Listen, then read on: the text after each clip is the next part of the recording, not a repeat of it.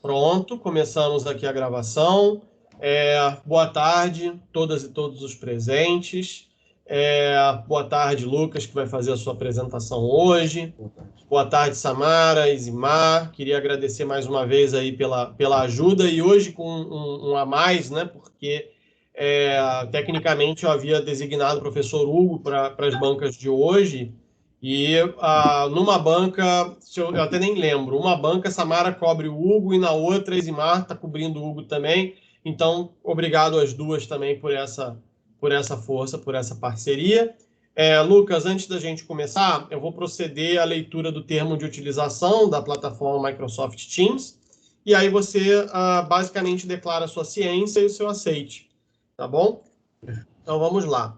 Apresentação do TCC do aluno Lucas Brito Barros, da Unesa, conforme Portaria MEC 343 de 2020, 17 de março de 2020, publicada no DOU no dia 18 de março de 2020, alterada pela Portaria 345 de 2020, 19 de março de 2020, prorrogada pela Portaria MEC 395 de 2020, publicada no dia 16 de abril de 2020, pela Portaria MEC 473 de 2020, publicada no dia 13 de maio de 2020, que dispõe sobre a substituição das aulas presenciais por meios digitais durante a pandemia do novo coronavírus Covid-19 e de acordo com deliberação dos Conselhos Superiores da instituição, por meio da Resolução 546, Consume 2020-AR, que aprova excepcionalmente a apresentação dos TCCs por meios digitais via plataforma Teams, informa presidente da banca, Hamilton Ferraz, primeiro membro, Samara Taide, segundo membro, Isimar Dalboni. Para fins de legitimar o processo de apresentação do trabalho, a banca irá fazer print da tela para anexar a pasta do discente, assim como a ficha individual de avaliação da acadêmica. Nova Friburgo, 21 de junho de 2021. Lucas, você concorda com os termos? Declara sua ciência? Concordo, sim. Beleza. Então, já printei aqui a tela, vou colocar aqui no seu papel. Bom, como você sabe, pelo regulamento, você tem até 15 minutos para a sua apresentação. O tempo é seu, fica à vontade, pode começar. Perfeitamente, deixa eu começar a marcar aqui. Bom, inicialmente eu gostaria de fazer uma saudação à banca, à respeitável professora Isimar, à honrável professora Samara, fazer as saudações ao meu professor orientador de fato desse TCC, que foi o professor Hamilton Ferraz, e saudar o Matheus Ribeiro, com quem eu saúdo todos os outros convidados presentes. Meu trabalho ele vai discorrer sobre uma temática muito importante, aprofundada no grupo de pesquisa em ciências criminais, o qual eu faço parte, acerca da criminalização da homofobia através da ADO número 26, o STF escrevendo certo por linhas tortas. A metodologia utilizada no meu trabalho foi a revisão bibliográfica, contando com pesquisa de jurisprudências, dados de organizações governamentais, órgãos do governo, artigos científicos e notícias relevantes. Entende-se que a criminalização da homofobia foi numa tentativa desesperada de minimizar as violências históricas e abundantes contra uma camada social tão fragilizada e desprotegida pela legislação vigente de uma sociedade tão conservadora no Brasil. O Brasil chegou ao país que mais mata homossexual no mundo. Assim, eu dividi meu trabalho em 5 quesitos norteadores. A primeira sessão, falando acerca de uma história global da homofobia no mundo. A segunda sessão, traçando uma história local, dados brasileiros sobre a violência contra homossexuais. A terceira sessão, sobre projetos que visaram criminalizar a homofobia e movimentos contrários ao seu projeto. A quarta sessão, sobre os motivos pelo qual o STF entendeu que a homofobia deveria ser um crime análogo de racismo. E, por fim, a quinta sessão falando sobre os princípios ultrapassados, tanto no âmbito constitucional quanto no âmbito penal, que a ADO número 26 ultrapassou. Entende-se que a homofobia no mundo sempre foi uma questão muito vigente e que, de certa forma, sempre trouxe muitas consequências sociais. Não se pode afirmar em qual momento histórico esse tipo de preconceito começou. Contudo, sabe dizer que as origens são antigas e estão entranhadas por grande parte do globo. Cabe também dizer que a homossexualidade não se trata de uma perversão humana, mas sim de uma preferência individual de cada indivíduo acerca do sexo, da sexualidade e do gênero. Contudo, esse preconceito é exprimido de uma forma muito violenta por muitas das camadas da sociedade, sejam elas por meio do costume, por meio da moral, por meio do Estado e por meio da própria religião. A título de exemplo, a Bíblia Sagrada trata a homossexualidade como algo repugnante. O Alcorão trata a homossexualidade como uma depravação. O judaísmo trata a homossexualidade como um ato abominável, que deve ser punido com sangue. Não se quer dizer que a religião é uma força motriz ou propagadora de preconceito, mas entende-se que a religião produz costume e que os costumes são milenares e que, de certa forma, são refletidos na sociedade. A título de exemplo, 70 países hoje, ainda em pleno 2021, têm a homossexualidade como pena de morte. A maior entidade do globo, a OMS, tratava a homossexualidade até os anos 90 como homossexualismo, uma patologia, uma doença mental passível de tratamento. Um exemplo de repressão do próprio Estado é que o Ministério da Saúde, até o ano de 2020, tratava o sangue doado por homens que tiveram relações sexuais com homens como sangue inapto. Esse sangue era simplesmente descartado. Dessa forma, em linhas gerais, pode-se dizer que o Brasil é o país que mais mata homossexuais no mundo e que mais é violento contra homossexuais no mundo. Contudo, esses dados são muito imprecisos, uma vez que não se tem certeza sobre os números coletados. Esses crimes muitas vezes são definidos como injúria, difamação, lesão corporal, homicídio qualificado por motivo fútil. É o que mostra uma pesquisa realizada no ano de 2014, que traçou justamente os parâmetros da violência contra homossexuais no Brasil. Essas pesquisas foram ditas que as delegacias, os órgãos estaduais não possuíam sequer contabilidade de quantas pessoas sofreram de fato por homofobia no Brasil. Contudo, isso pode-se traçar um perfil de que a violência no Brasil é majoritariamente contra o jovem entre 12 e 24 anos, o jovem que está iniciando sua vida no mercado de trabalho, o jovem que está iniciando sua vida universitária do sexo biológico masculino, pardo e gay. Essa violência ela é refletida de diversas formas. A principal é por meio da humilhação, por meio do desprezo em relação à orientação sexual dos acusados. Existe um grupo muito importante no Brasil chamado Grupo Gay da Bahia. É a maior organização não governamental do Brasil que coleta diversas informações e dados acerca da violência contra o homossexual no Brasil. E conseguiram apurar que no ano 2018, um homossexual morreu a cada 20 horas no Brasil, sendo um total de 420 mortes, ou seja, numa média mais de uma morte por dia no Brasil em 2018. Esses dados se mostram expressivos, principalmente se olharmos os dados de 2010, em que ocorreram 130 homicídios, e 7 anos depois já foram 445 homicídios, um aumento de 242%, mais que dobrou, mais que triplicou a violência contra o homossexual, e mostra como, de certa forma, o preconceito é exprimido no Brasil. A título de exemplo, o caso da Andara, uma travesti andando na rua, foi morta a pancadas, socos, espancamento por ser travesti. Não satisfeitos, a colocaram num carrinho de mão e desferiram um tiro nela. E ainda falando sobre o famoso caso da Avenida Paulista, em que jovens transitavam pela Avenida Paulista e foram covardemente agredidos com uma lâmpada fluorescente em seu rosto. E acerca da legislação no Brasil, a legislação do Brasil sempre buscou proteger as vítimas das pessoas em parâmetro de equidade e não em parâmetro de igualdade. A título de exemplo, podemos falar sobre a Lei Maria da Penha, que visou justamente proteger as pessoas vítimas de violência doméstica, já que esses dados eram gigantescos. Outro exemplo, pode-se falar da majoração do tráfico ilícito de drogas no Brasil, que no ano 2006 começou a ter uma pena maior do que tinha antes, devido ao grande índice desse tipo de crime. Dessa forma, em 2001, a parlamentar Yara Bernardino, do PT, protocolou o projeto de lei número 5.003, de 2001, que visava justamente a criminalização da homofobia, sem uma pena. Era simplesmente uma criminalização da homofobia de uma forma mais leve, com sanção disciplinar, administrativa, enfim. Contudo, no ano 2006, esse projeto foi levado ao Senado Federal, reformado pela deputada Marta Suplicy, em que as penas começaram a variar de, no mínimo, 1 ano, no máximo, a 5 anos. Contudo, esse projeto de lei, em 2012, ele foi arquivado e sequer foi votado pela Comissão de Direitos Humanos. Os apoios à criminalização da homofobia foram muitos.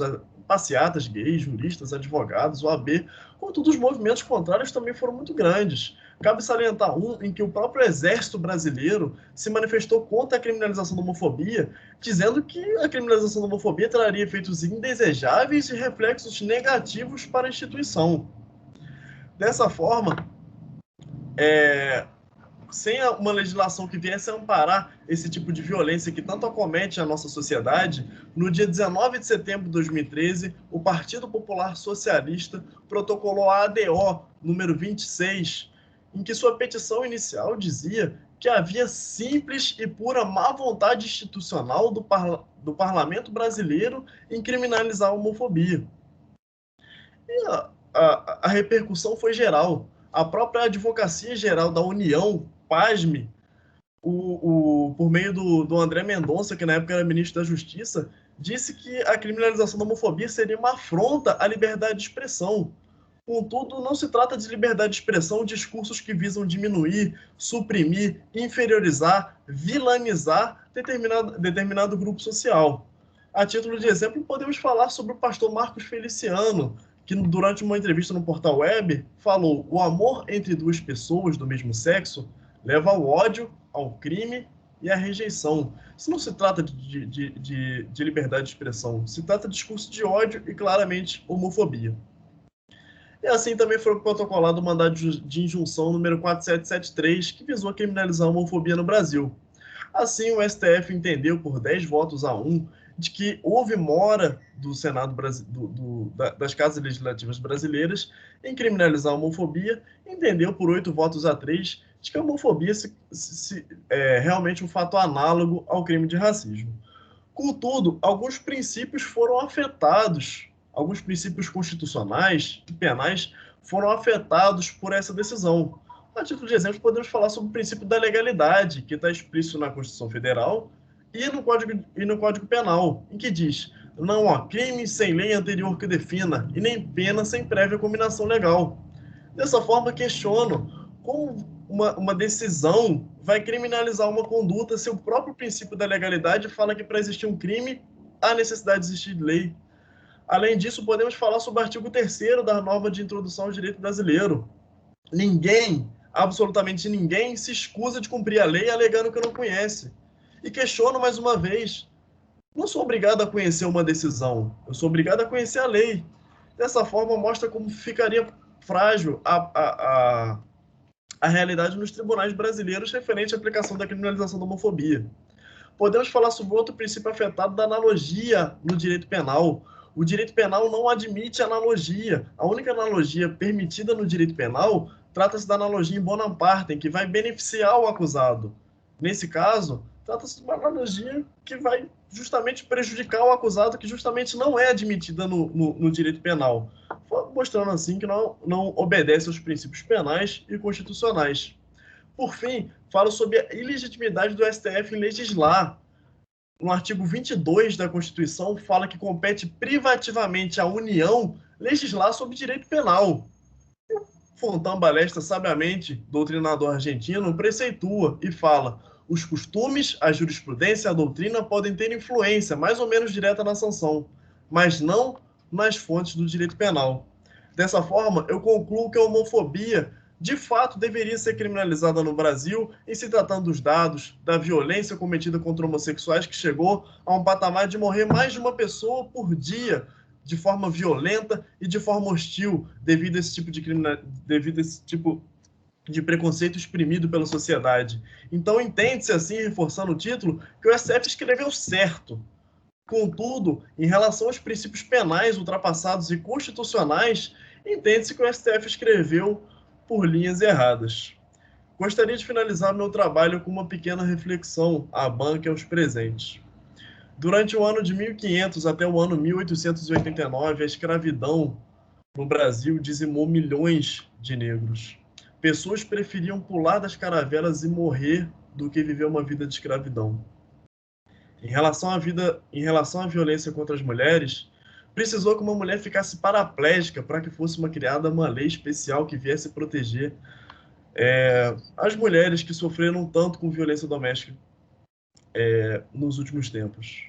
Espero que algum dia, com a criminalização da homofobia, as pessoas consigam olhar para esse crime com a mesma indignação que as pessoas olham para o crime de racismo e para o crime de violência doméstica. E finalizo o meu trabalho com uma frase para uma última reflexão. O amor não se explica, o amor se sente. Obrigado.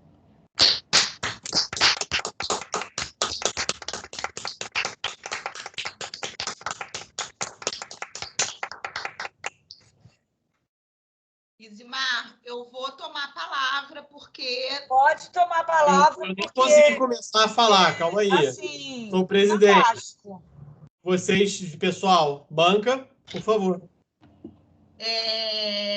Lucas, quero ovacionar primeiro os convidados aqui presentes, e em especial o doutor Naruê, que aqui se encontra, amigo querido da época de faculdade, se formou comigo. Lucas, fiquei muito emocionada com o seu tema. A sua fala foi impecável, a sua apresentação recheada de conteúdo jurídico probatório da tua fala. Você fundamentou muito bem o seu TCC, sem nada para corrigir, né? Todas as perguntas que eu ia fazer para você, você já respondeu. Você sabe. E tomei a palavra para mim também, porque o Lucas é um aluno muito querido, que nos acompanha no grupo de pesquisa, um aluno bem ativo, que inclusive vai ajudar a professora, né, quando voltarmos ao presencial, a fazer as minhas visitas técnicas, né, já se prontificou, eu aceitei com muito prazer. Eu acredito que o seu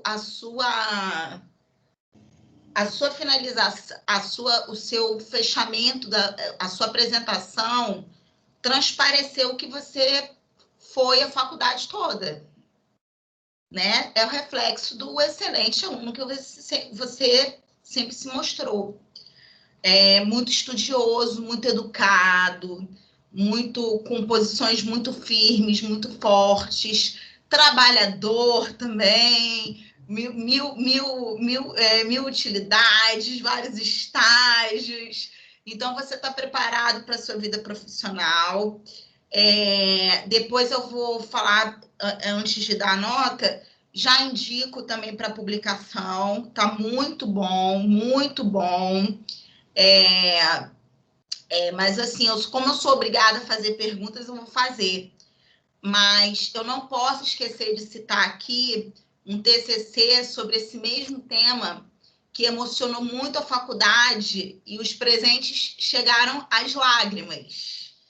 Eu chorei no TCC, que é do nosso querido João Paulo Dominicini.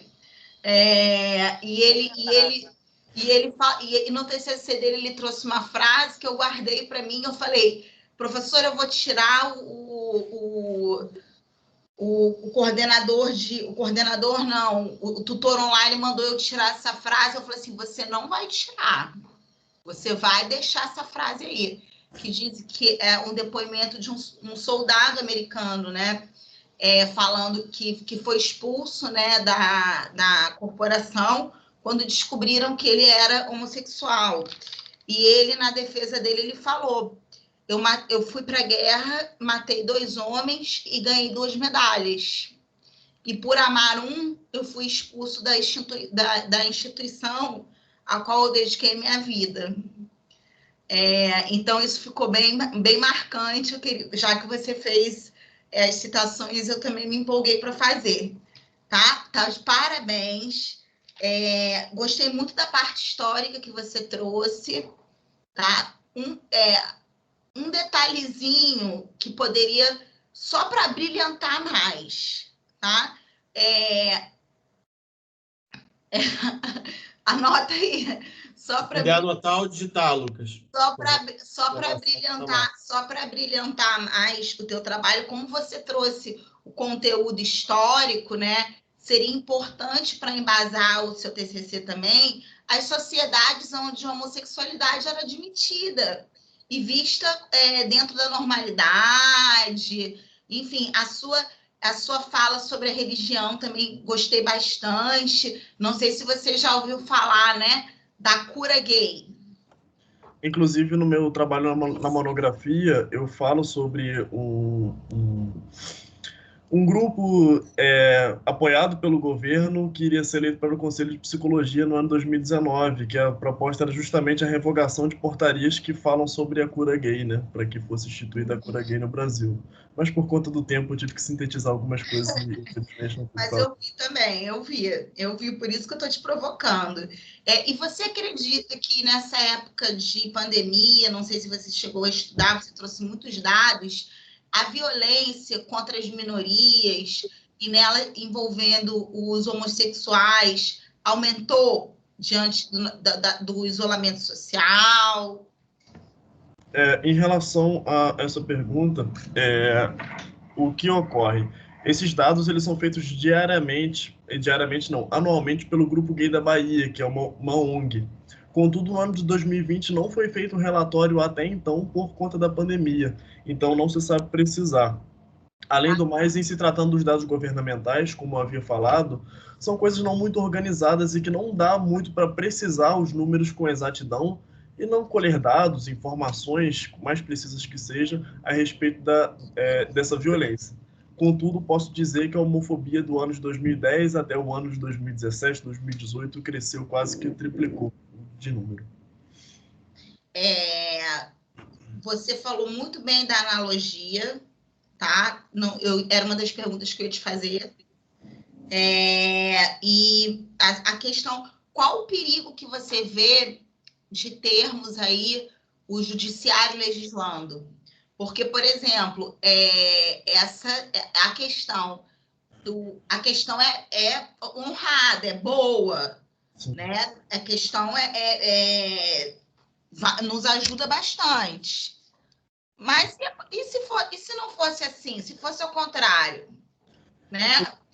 Se fosse para tirar os nossos direitos, a gente pode. Mas olha só, eu já fiz a homofobia, eu já avancei ali, eu já fiz ali, ou seja, a gente ele está aceitando enquanto não está mexendo, né? No nossos direitos garantidos fundamentais. Mas qual é o perigo que você vê da invasão da separação de poderes?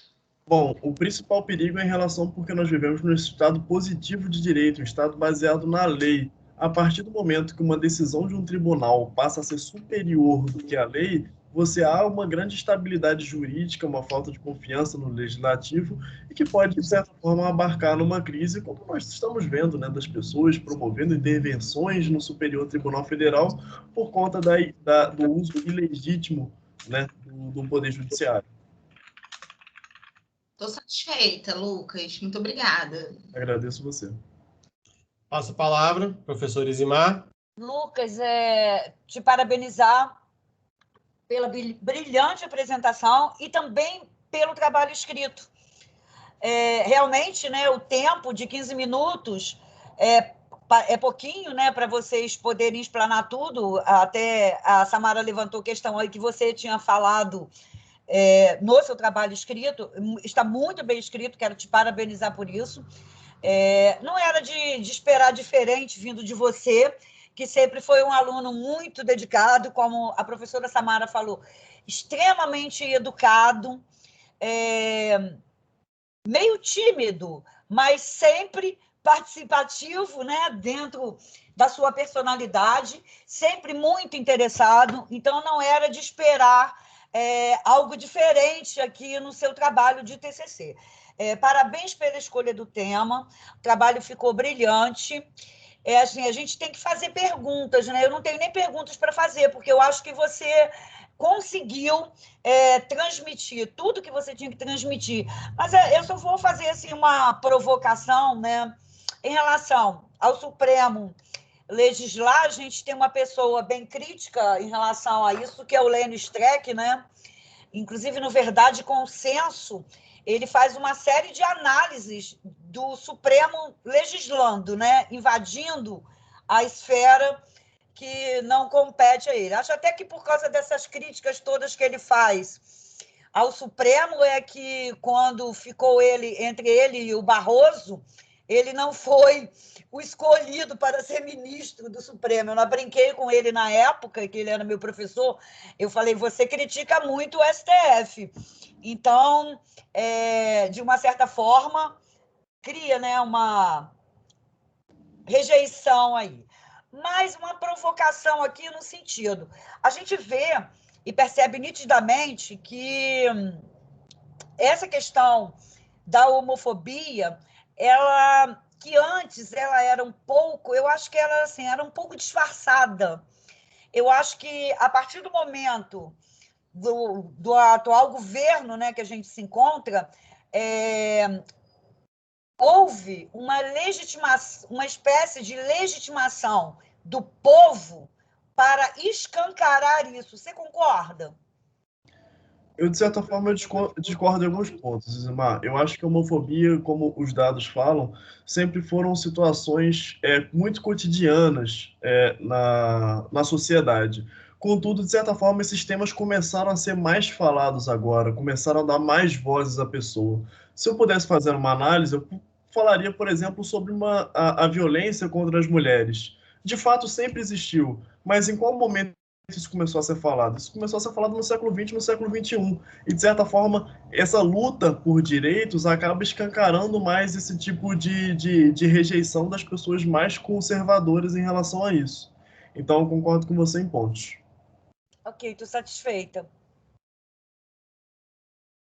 Ok, vamos ver aqui a deliberação aqui das nossas professoras pelo WhatsApp, sem nenhuma mudança, depois das respostas do Lucas, né? E agora, antes de eu te dar a nota, que é uma surpresa para um total de 0 pessoas, eu queria destacar, Lucas, o quanto foi prazeroso mesmo e uma honra poder te ajudar com o seu TCC, e desde antes de tê-lo também no nosso grupo de pesquisa, assim, você sempre muito participativo, engajado e com uma vontade muito grande de aprender e se dedicar. Quem te conhece melhor, quem te conhece mais a fundo, sabe a caminhada que foi e sabe as lutas que também você travou nesse passo a passo, né? A nossa relação docente, como professores, talvez como não sei qual é a posição institucional a respeito disso, mas ao menos na unidade Nova Friburgo a gente pode dizer que nós somos um pouco subversivos, né? A gente não se conforma muito com o papel, um tanto quanto impessoal, que nos é imposto numa instituição em que os processos são um pouco padronizados, em que a rotina é um pouco otimizada, mas, né, acho que a população, os alunos dessa unidade especificamente, nós somos muito subversivos e não nos conformamos com o mero papel de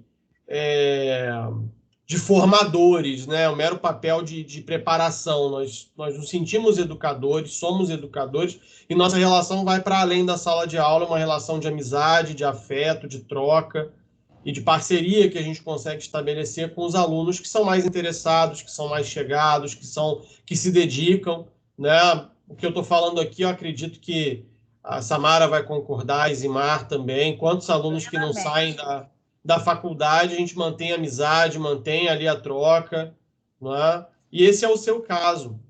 E não é porque vai se formar que tem que sair do grupo de pesquisa, não, hein? De jeito nenhum, pelo contrário. A plataforma do CNPq, inclusive, ela deixa colocar alunos formados. Então, tanto melhor que você fique. Mas eu queria dizer, Lucas, que foi uma trajetória muito, muito bonita, né? E para Samara e Isimar saberem, como sempre, né, a luta com a tutoria virtual, né? Para nossa sorte, o tutor virtual não mutilou muito o trabalho do Lucas, porque, inclusive, eu não sei se vocês vão ver a sessão de agradecimentos, ele reclamou que não era para ter, mas eu e Lucas, como ele já falou que ia dar a nota mesmo, falou, não, deixa, vamos deixar, e vamos que vamos. Não sabemos ainda qual vai ser a nota atribuída, não sei se ele já atribuiu alguma nota, mas diante vamos chamar assim, do tamanho acadêmico e profissional do tutor, certamente essa banca e esse momento foram inversamente proporcionais ao tamanho e à grandeza do tutor, né? Então, para uma surpresa de um total de 0 pessoas, a sua nota é 10, com indicação para publicação.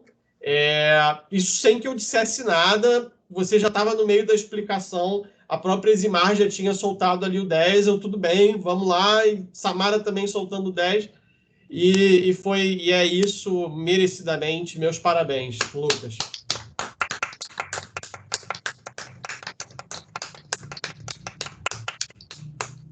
A gente percebe, né, Hamilton, logo quando o aluno começa a apresentar o trabalho, o quanto ele se empenhou e o quanto ele domina o tema. Não, o domínio... Então, a gente sabe que foi uma pesquisa bem feita. Ele não leu nada. Tem 2 anos que ele está pensando sobre isso. 2 anos que ele está lendo, estudando e refletindo sobre isso, assim. A gente percebe isso quando ele começou a apresentação na leitura do trabalho, mas a leitura do trabalho ela não é tão real, né? Agora, quando o aluno começa a apresentar o domínio que ele tem do tema, fica claro, isso ficou evidente, foi por isso que no meio do caminho eu já tinha até dado a minha nota. Lucas, se você quiser comentar. Eu gostaria de fazer os agradecimentos que eu não fiz anteriormente no trabalho por conta do tempo. Gostaria de agradecer aos meus pais, que sempre me promoveram sustento, amor e afeto para que eu conseguisse terminar a faculdade. Aos meus colegas pessoais aqui presentes, ex-deputado estadual Anderson Nogueira, que está presente aqui, sempre me apoiando na minha jornada. Ao Matheus Ribeiro, que também está aqui presente. Ao Rafael. Gostaria de agradecer a todos os docentes, né? Em especial, a fala de vocês me tocou muito em relação a não ser somente um contato estrito à sala de aula, mas um contato que extrapola esses limites e vira mais do que um contato entre professor e aluno, mas uma verdadeira amizade que todos nós temos. Gostaria de agradecer também aos meus irmãos e tios demolês aqui presentes, sempre me apoiando em todos os meus projetos. Os membros de grupo de pesquisa, que eu posso ver, a Júlia e o Ricardo presentes, sem o qual esse trabalho não sairia. Esse trabalho começou com uma série de debates no grupo de pesquisa, em que nós passamos mais de 6 meses debatendo gênero, sexo, sexualidade. Então, sem dúvida, a presença do Hamilton e da Samara nessa banca me deixam muito felizes, porque sem vocês esse tema nunca teria saído, talvez. Por fim, eu gostaria de dedicar esse trabalho mesmo a todas as vítimas de homofobia, a todas as familiares que tiveram suas vidas ceifadas e, enfim, as cicatrizes que o corpo mantém e a alma não esconde. Então, de certa forma, eu gostaria de dedicar esse trabalho a todas essas pessoas. Parabéns, Lucas. Nossa, eu tenho que bater palma de novo. Que isso? Nossa Senhora, muito bom. Muito bom. Que momento, gente. Agradeço.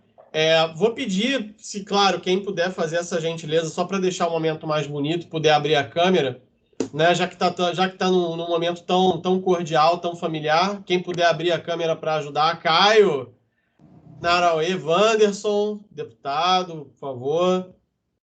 Né? Só para a gente poder tirar uma foto, de repente, Lucas, você poder fazer aquele post bacana. Sim, né? Tá, só de questão. Ricardo não vai abrir, não? Rosângela. Naruê. Júlia, País, não vai abrir, não? Jéssica. Falta Jéssica.